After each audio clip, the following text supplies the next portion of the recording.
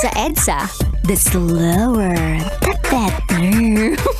Sa EDSA, usad pagong is live! Kaya kung ako ikaw at ikaw sila, mag-EDSA na tayo! EDSA! Kasama mong natatraffic. Diego Bandito! Go Diego! Go Diego! Go Diego! EDSA! Itaas ang kamot sa mga angkol. Itaas ang kamot sa mga angkol. Bunalikol! Bunalikol! Bunalkol! Bunalkol!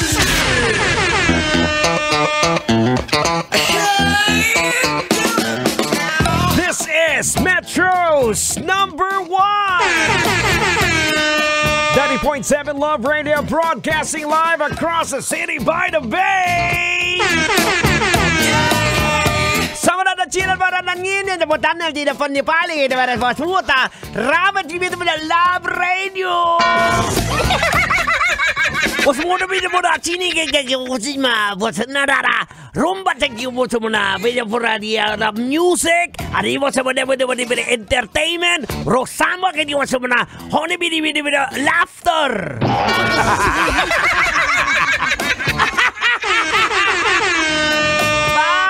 Daw sila pabuang ba?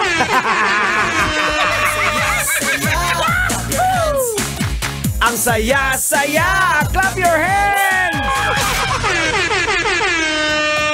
Gandang gabi! 7:27 na! Uwian na! Kanina ka pa hinahanap ng misis mo. Bakit hindi ka nagre-reply? Sasabihin mo na naman walang signal. Lagot ka pag uwi. Matagal nang nagdududa ang asawa mo sa'yo. Hindi mo ba alam na meron na siyang idea na kinakalantari mo ang ka-office mate mo? Nag-iipon lang yan ng matinding ebidensya. Pero antabayanan mo sa susunod na araw, ilalabas na ang mga ebidensya at siguradong hindi ka na makakawala. Susunod, ikaw na ang iimbestigahan ng Soko. Ay, abaw! Maloy ka!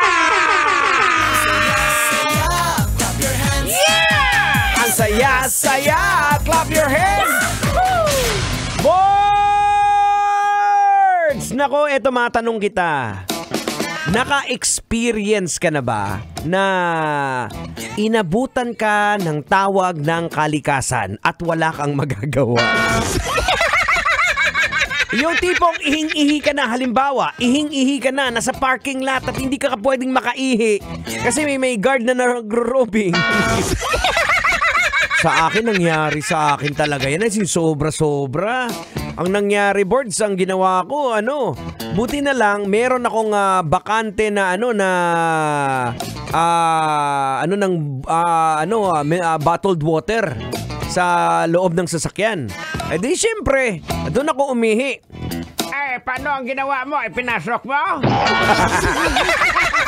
Eh, siyempre naman, tanga lang, hindi ko ipapasok. Hindi magkakalat yun. Eto, kaya ko naman nasabi yan, Manong Driver, Angkol. Kasi eto ngayon na, ewan ko kung dumaan na to sa timeline mo sa social media mo na viral ngayon yung nag-post ng 50 pesos na naiwan sa CR na parang ipinunas sa puwet. Kasi ayon doon sa picture, parang kadiri eh. O pasensya na sa mga kumakain ngayon sa mga pasahero kumakain ngayon ikaw na sa bahay Kasi parang doon sa picture, parang yung 50, parang merong dumikit na ebak.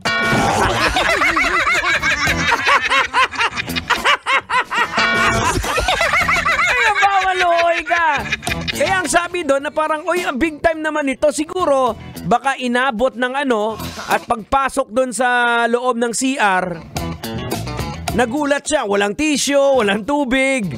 O, yung ginamit niya, 50 pesos. Alam mo, may mga para-paraan dyan eh. May mga kwento-kwento dyan tang eh. Halimbawa, pwede mo nang mairaos yung sakit ng tawag ng kalikasan sa pamamagitan ng isang papel ng siopaw. Paano? Ito, baka sakali mangyari sa inyo. Yung papel ng siopaw is enough para linisin mo ang iyong puwet. Ito, ganito.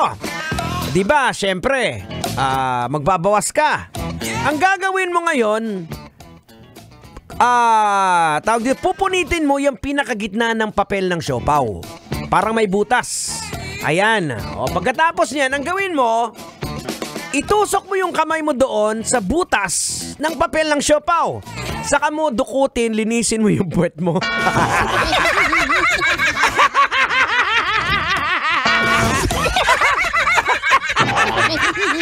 Ay, aba, maloy ka!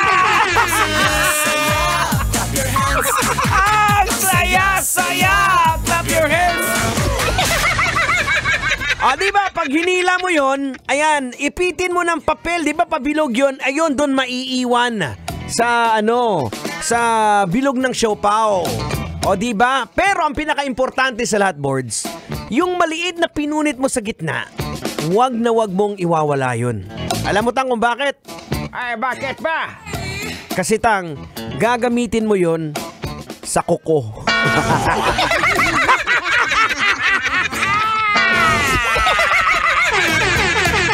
Maloy ka, maninoy.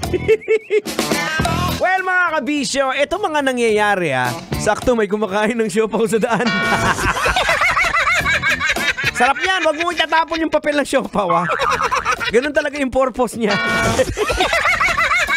Ito mga kabisyo, dito sa pangyayaring ito, logican na natin? Manong, sigaw mo! Logican na yan! Sige, logican na natin! Logican na yan! Logican na yan! Leksyon na makukuha natin dito sa 50 peso bill. Kinakailangan lang mga kabisyo that we have to train ourselves. That every move na ginagawa natin, every step na gagawin natin, dapat one step ahead tayo. Wow! Tama! Let's form a habit of what if. Diba?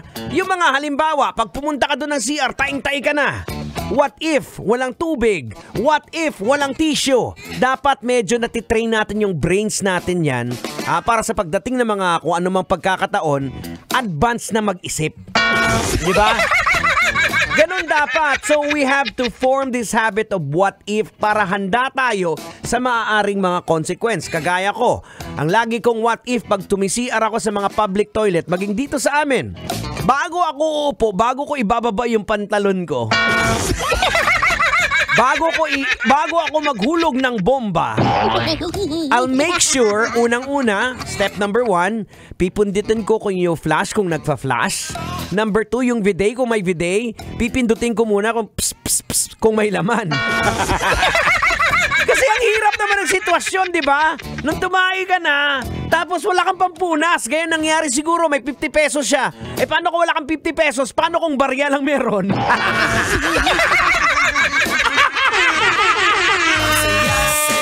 Ay, aba! Maloy kasi! Naisip mo ba yon? Paano na lang kung wala siyang 50 pesos? At barya lang ang meron. Nano kalihon niya? Ay, nako. Anyways, ladies and gentlemen, you're still locked in. Medyas, pwede din. So, i-check mo yung pasahero mo, manong driver, kung isa na lang yung medyas. Alam na, yung naiwan nandun sa CR. 35 after 7 o'clock. Now, I'm gonna give you a song. Here's coming from The Hinder. Lips of an Angel right here sa programang EDSA. Honey, what?